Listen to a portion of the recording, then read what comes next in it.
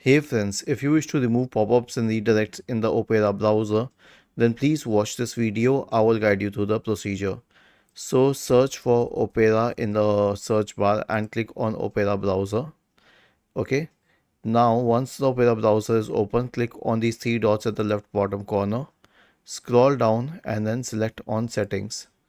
Now type the word redirects. Now go to site settings and then scroll down and you'll find something called as pop-ups and redirects. Click on it. So by default this is disabled. It says do not allow sites to send pop-ups and redirects. You cannot give a blanket access, but you can check this option here which says sites can send pop-ups and redirects. So when you allow this, it depends on the site, then you get notifications, and then you may choose for the site not to send pop-ups and redirects when you get the notification. So this is what you can do, or you can simply disable it. I keep it disabled personally. Was this helpful? If yes, then please subscribe to the channel. If not, then let us know in the comment section of the video on how we could help you further. Thank you for watching this video and have a nice day.